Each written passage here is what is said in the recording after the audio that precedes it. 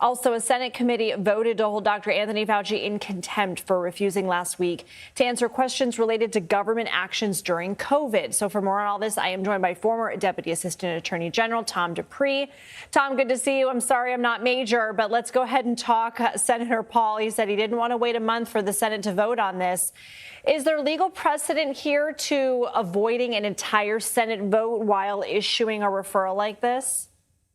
Look, this is an unusual maneuver Senator Paul did. Normally, the way this works is you're right. You would take this contempt resolution to the full Senate and you would have a vote. My hunch here is that Senator Paul didn't think he had the votes in the full Senate. So for that reason, he took what's a pretty unusual step, as I understand it, of basically hand walking in hard copy this proposed referral down the street to the United States Department of Justice and presenting it to them. There hasn't been a lot about this whole proceeding that has been standard or ordinary or typical, but it's now in the hands of the Justice Department. Heard the president was asked about this in the Oval Office, and he compared what is happening now with Fauci to Peter Navarro, to Steve Bannon doing prison time for not cooperating with an investigation. Do you see parallels there, or are the cases too different? There are definitely parallels. Both of them, of course, did ultimately go to prison, serve not a lot of time, but served some time. But in those cases, keep in mind, they refused to comply with the subpoena from Congress at all. They pretty much just didn't show up. Whereas in this case, Fauci did show up. He actually gave an opening statement, but then when it came time to answer the questions from the senators, he invoked his Fifth Amendment rights and clammed up. So in some sense, he did more to cooperate, but in other senses, it kind of was like he wanted to have his cake and eat it too and give his prepared statement, but then just declined to answer the questions from the senators. So what happens now? This is essentially in the hands of the DOJ, and it's up to Todd Blanche, who wants confirmation to figure out whether he proceeds.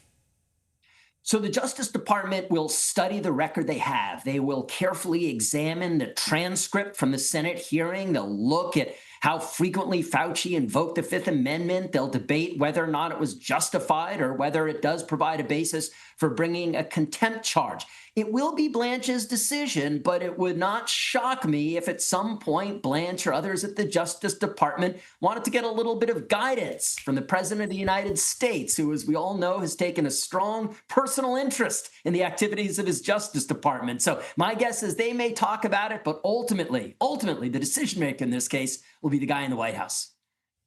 Tom, before we let you go, I want to ask you about the two executive orders concerning birthright citizenship. We know the Supreme Court unilaterally turned down his effort to essentially go around the 14th Amendment and do away with birthright citizenship. These are more narrow, what he and Stephen Miller announced today from the Oval Office.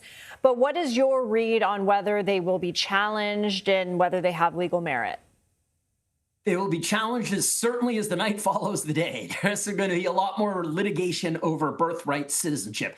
What the administration did today is not at all surprising. They went big in the old executive order on birthright citizenship. They got rebuffed by the Supreme Court, and now they're coming back in a smaller, more narrow way. But it's a thoughtful way in that what they've done is they have tried to focus on things that the justices said in their decision that suggested that there could be circumstances in which it would be appropriate for the United States to deny birthright citizenship. That's really the basis for these executive orders today. So I think the administration will be in a stronger legal position when it comes time to defend the legal battles to come.